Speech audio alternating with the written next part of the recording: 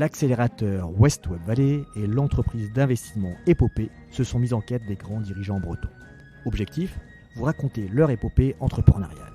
Quels ont été leurs parcours, comment ont-ils innové? Ils sont à un moment de leur vie où ils souhaitent transmettre leur savoir. L'épopée de Jacques Verlingue, c'est maintenant. Jacques, bonjour. En quelques mots, vous êtes né en 1953. Il y a 85 ans, votre grand-père, Jules Verlingue, a créé une petite agence d'assurance à Quimper. Vous obtenez une maîtrise de gestion en 1978 et après votre père, vous prenez en 1994 la direction de l'entreprise familiale. Le groupe n'a jamais cessé d'entreprendre, de croître et de se réinventer pour devenir l'un des principaux acteurs du courtage en assurance en France avec 3 entreprises en succès. Verlingue, Génération et Coverlife. C'est aujourd'hui 2100 collaborateurs, 2,6 milliards de primes négociées pour le compte de ses clients, 2 millions d'assurés, 27 implantations en France et en Europe. Et vous, Jacques, comment vous présenteriez-vous en 2 minutes à un jeune de 20 ans que vous croisez ? Bonjour.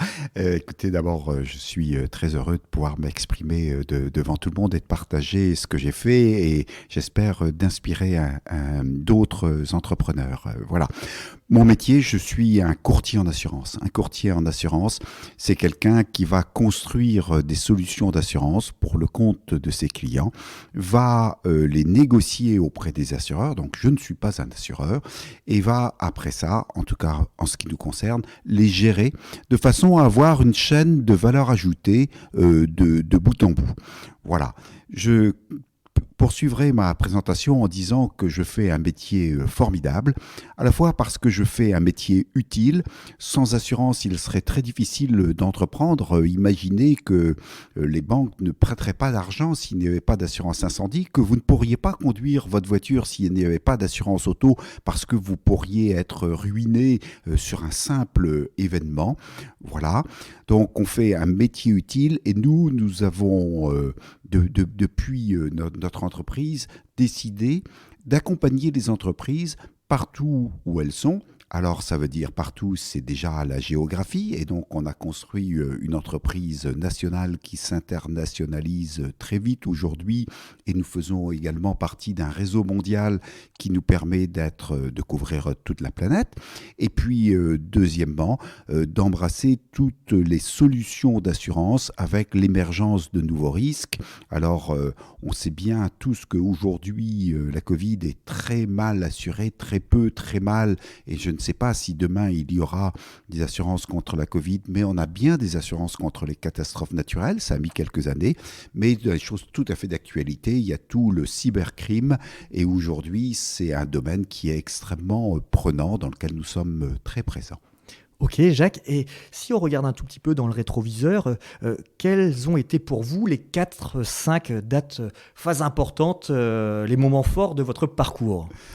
Ouais, alors il faut remonter assez longtemps en arrière. Je pense que le premier moment fort, c'est quand mon père m'a dit que je ferais de l'assurance. Je devais avoir 5 à 7 ans à peu près. Et j'ai dit oui papa parce que je ne savais pas comment lui dire non. Il se trouve que c'est bien tombé. Ça c'est la première chose. La deuxième chose, c'est que quand je me suis préparé à prendre la suite de mon père, j'ai travaillé 13 ans avec lui. Moi, j'ai construit ce que je pourrais appeler un rêve. J'ai construit là où je voulais aller. Vous savez, ma petite étoile qui fait que même quand le temps n'est pas très beau et qu'il y a des événements adverses, je sais la direction dans laquelle je vais aller. Ça, c'est un élément absolument clé. Une troisième date, c'est la disruption. Je vous ai dit tout à l'heure que nous gérons les contrats pour le compte de nos clients. Il y a un moment où la gestion pour les complémentaires santé, vous savez ce qu'on appelle la mutuelle, le modèle était en train tout à fait de changer. Et il était fort probable que nous ne pourrions plus continuer à faire ce métier qui était pourtant un fort élément de valeur ajoutée dans notre offre. Et on a réfléchi et on a pris une décision en rupture par rapport à ce que nous faisons, c'est que nous avons décidé d'en faire un métier à part entière et d'ouvrir notre savoir-faire à nos concurrents. Et ça, c'est la naissance de Génération. Et Génération, aujourd'hui, c'est une superbe réussite avec, comme vous l'avez dit, 2 millions de personnes protégées, un taux de croissance moyen depuis de sa création à 22 ans de 14%. Jamais d'acquisition parce que ce rythme moyen de 14%, il faut mettre beaucoup d'énergie pour le faire. Et puis, la quatrième date, c'est la décision de l'internationalisation de l'entreprise. Le constat que si nous voulons rester indépendants, il faut regarder le territoire qu'embrassent nos clients, il faut regarder la concurrence qui est mondiale. Hein. On est une entreprise familiale, nos grands concurrents sont des boîtes mondiales qui se développent avec des moyens financiers extraordinaires, à une vitesse extrêmement élevée. Voilà. Et comme nous avons décidé avec mes enfants de rester une entreprise familiale et indépendante, alors nous avons fait le choix de l'international. Et puis si je pouvais en rajouter une dernière, le plus important, c'est la transmission.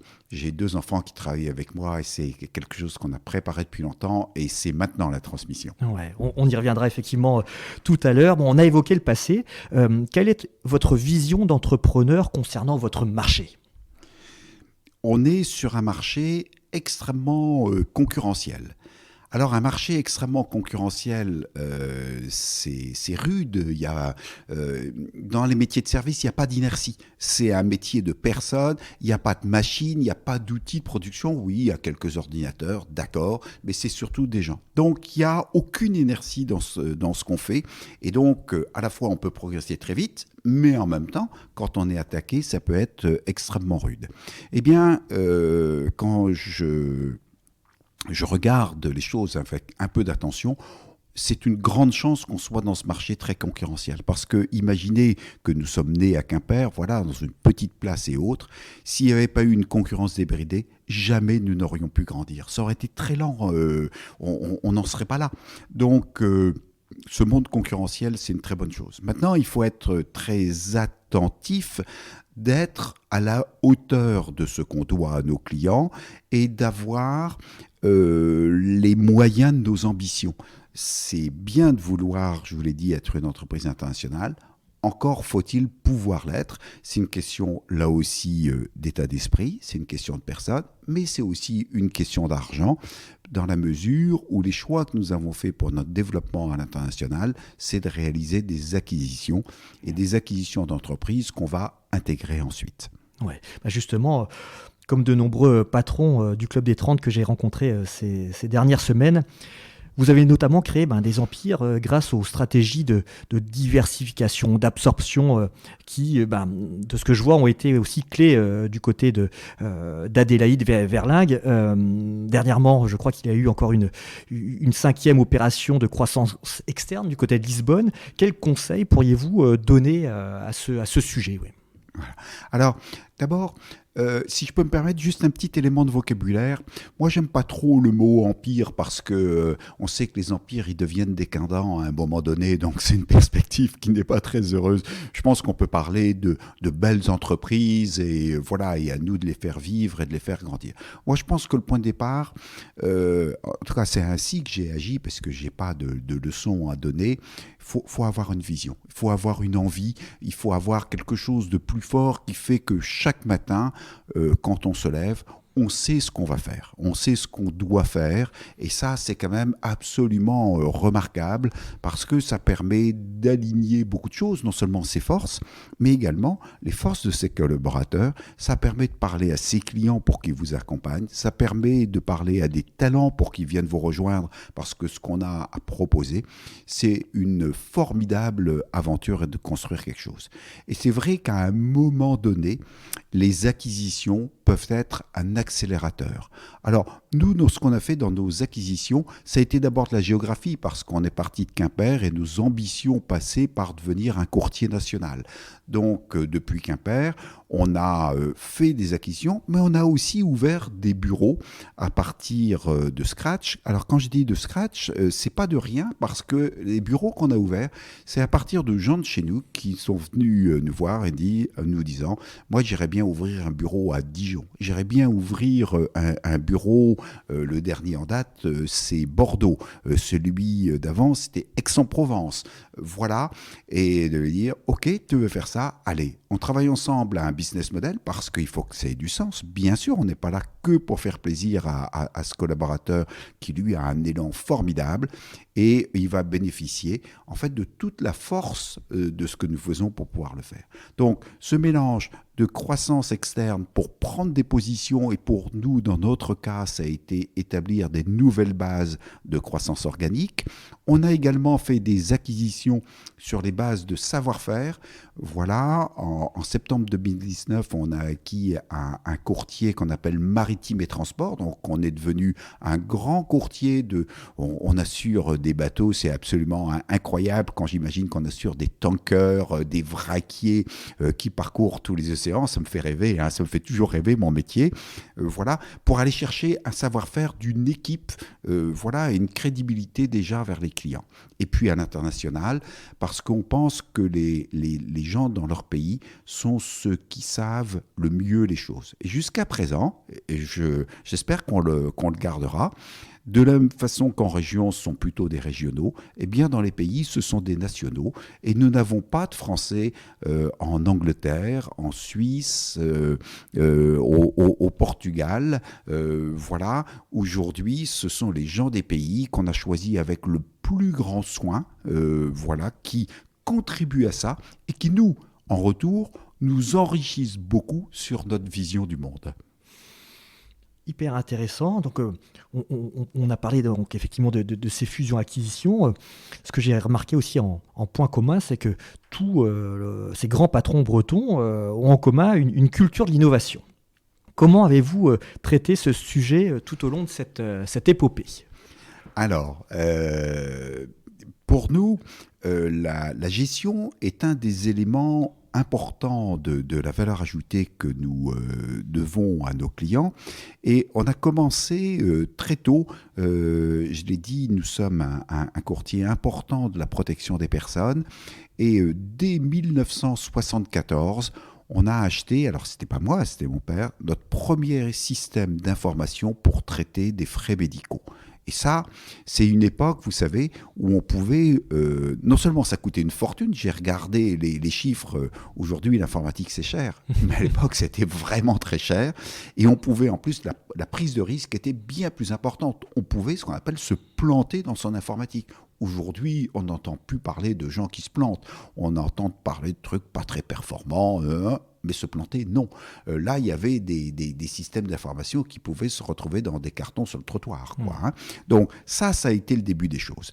Et puis, aujourd'hui, ce que l'on voit, si on fait un bond et qu'on va à une époque beaucoup plus récente, aujourd'hui, on est dans l'immédiateté et je trouve que c'est un rythme qui nous va tous bien. Voilà, vous ne pouvez pas voir, mais j'ai saisi mon iPhone à la main. Moi, c'est un pense-bête, au-delà de l'utilisation que j'en fais, c'est un pense-bête sur les services que l'on construit et les utilisations de ces services. Quand on vient me trouver avec un projet et que je vois déjà un document qui fait 40 pages, je fais ça va être long à lire. Et puis, est-ce qu'il faut 40 pages pour expliquer quelque chose de simple et de lumineux?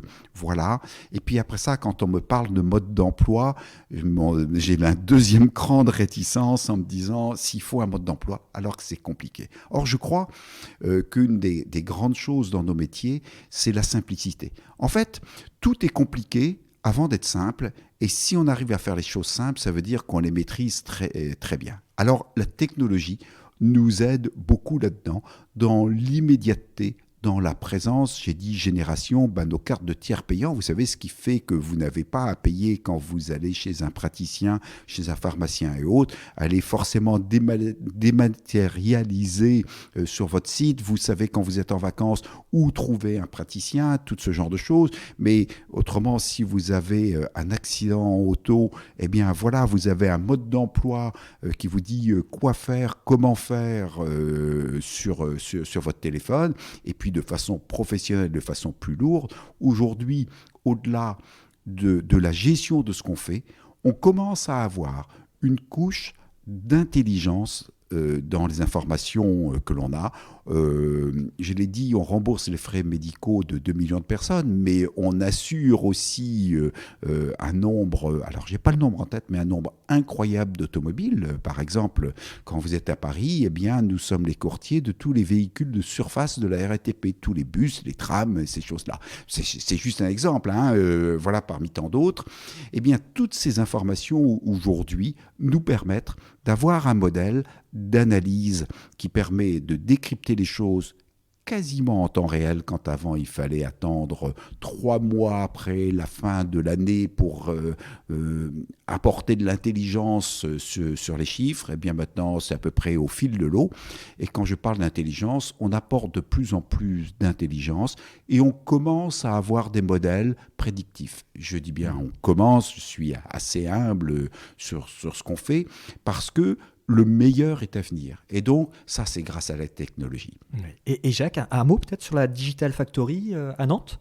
Alors oui, dans cette démarche, on a de très nombreux projets dans l'entreprise qui ne sont pas forcément quelque chose que vous verrez à travers des applicatifs, mais on a de très nombreux projets. Et dans le constat qu'on fait, et on le fait beaucoup plus avec un peu de recul, c'est qu'un projet, c'est long, ça implique beaucoup de personnes et donc ça coûte cher.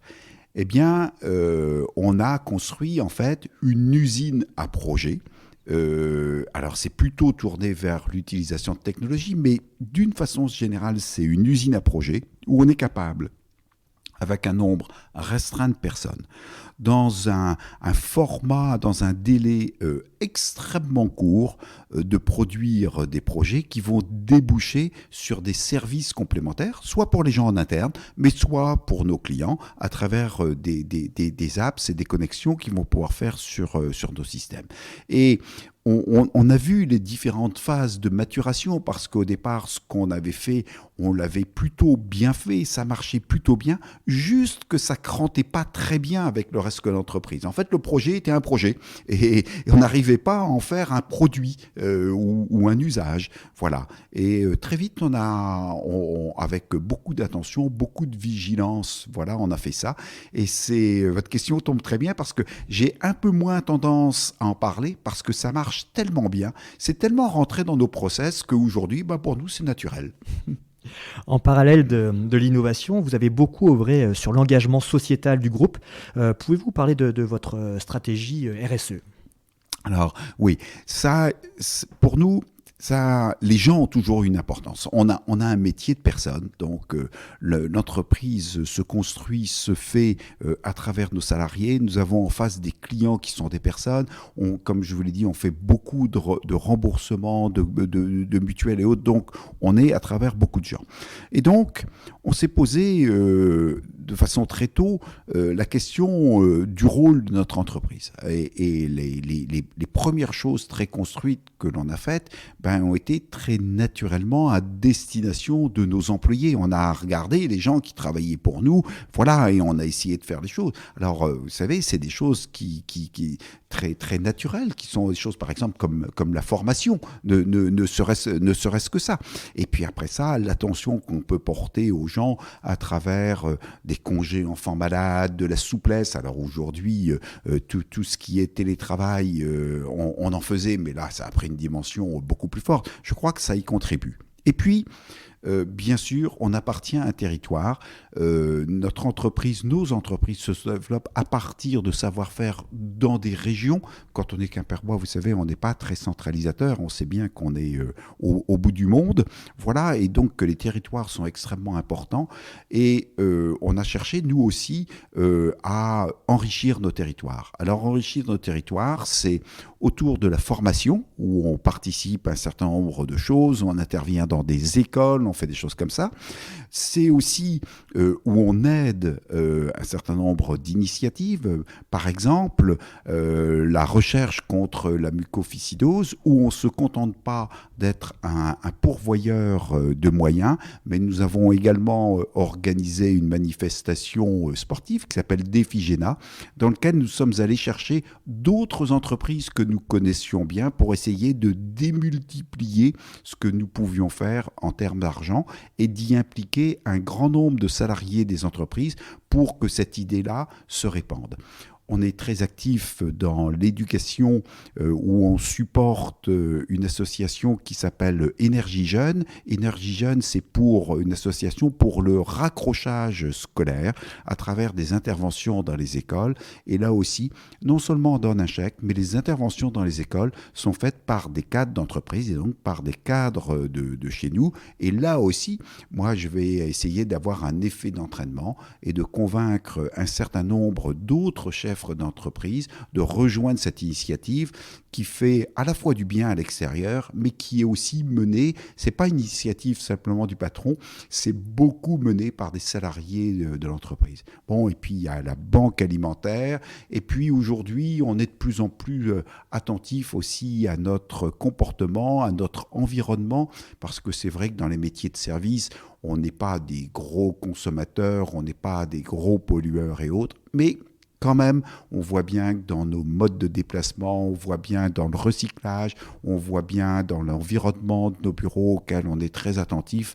Voilà, on continue à avancer et nous prenons extrêmement au sérieux notre rôle dans la société.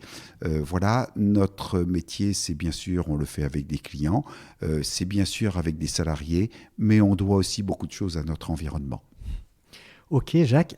Après donc ces différents thèmes, passons à tout ce qui est transmission. Vous l'avez évoqué un tout petit peu en début d'interview. Qu'avez-vous mis en place pour que l'épopée Verlingue perdure ? Ouais. Alors au début, je vous ai dit, moi le début, il a commencé très tôt. Et comme j'ai beaucoup réfléchi avant de commencer à travailler, c'est l'avantage de savoir ce qu'on va faire, puis après ça de savoir ce qu'on veut faire, c'est on sait à quoi il faut réfléchir. Et parmi voilà, les choses qui pour moi étaient claires, c'était que j'étais un élément de transmission. Vous savez, c'est comme la course de relais. Mon père a fait une très très belle course et il m'a passé le témoin. Mon job, c'est à mon tour de faire une très belle course pour passer le témoin à mes enfants également en bonne position. Et donc, moi, j'ai commencé à réfléchir à ça très tôt en avant. Et là encore, comme je savais que je voulais transmettre, il fallait bien sûr que mes enfants veuillent le faire, et c'est toujours un chemin, pour moi c'est un chemin de crête, hein, entre les pousser très fort à rejoindre l'entreprise, et d'un autre côté rien leur dire qui peut paraître comme n'y venez pas, quoi, comme les repousser à l'extérieur. Donc bon, j'ai essayé de suivre ce chemin pour que ce soit un choix, et j'ai 2 de mes 3 enfants qui travaillent, voilà. J'ai organisé à partir avant même que mes enfants disent qu'ils étaient intéressés, moi j'ai quand même organisé la transmission du patrimoine. Voilà, comme j'étais très ambitieux sur le développement de mon entreprise, il était clair qu'elle vaudrait plus cher demain et que ça coûterait plus cher à transmettre. Donc j'ai transmis très tôt. Je pense que le plus jeune de mes enfants ne devait pas avoir plus de 7 ans quand il a commencé à avoir des parts dans la société. Vous savez, les démembrements entre la nue propriété et l'usufruit permet de faire des choses. Et puis quand ils ont grandi, on a accéléré ça. Quand le pacte du Treil a été possible, on l'a accéléré ça. Et en parallèle, mes enfants ont déterminé quel serait leur choix. Et là, on a dessiné un chemin sur qui ferait quoi, sur comment est-ce que les choses seront faites, en gardant toujours cet esprit ouvert qui est de trouver le meilleur chemin possible et de s'adapter à ce que serait la réalité de la situation, parce qu'on sait, c'est pas juste parce qu'on est des courtiers, que les accidents existent et que oui, on a un très beau plan, mais qu'après ça, il va se passer des tas de choses. Et ce qui est important, vous savez, c'est toujours voilà, ma petite étoile de savoir ce que je veux faire, où est-ce que je veux aller, et après ça, on s'adaptera aux circonstances. Donc pour moi, c'est un phénomène, c'est un mécanisme extrêmement naturel dans lequel je me suis inscrit, avec toutes les difficultés qui sont de transmettre et de prendre du recul, parce que cette boîte, j'y suis né au sens propre, puisqu'elle était dans la maison familiale au début, donc je suis né dans l'entreprise, et j'y ai beaucoup travaillé, j'y travaille encore pas mal, et de se dire qu'à un moment, c'est plus vous, c'est plus et que vous avez la réponse aux questions, que vous aimeriez bien les donner, mais que vous dites qu'il faut quand même que vous taisiez pendant au moins 5 secondes pour laisser les autres s'exprimer. Voilà. Et puis une fois que ça a commencé, en tout cas en ce qui me concerne, c'est un vrai bonheur. Et oui, je suis bien heureux que ça continue et j'espère que ça continuera après. Mais ça, c'est à eux de faire.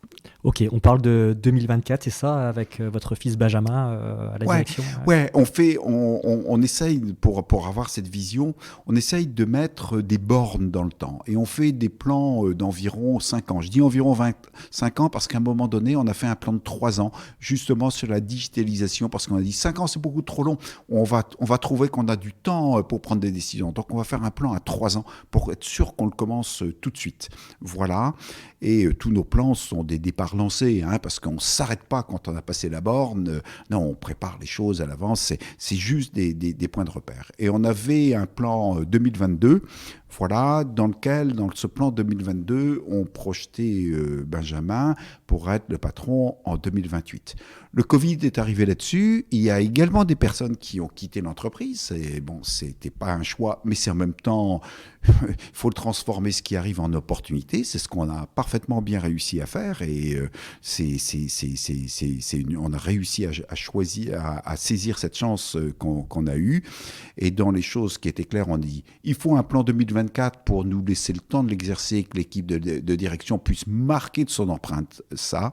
Et puis, que les choses se passent bien, il faut accélérer les choses. Les choses vont plus vite, il faut aller vite. Allez, Benjamin, t'es prêt pour 2024 ? Allez, c'est toi le patron à partir de 2024.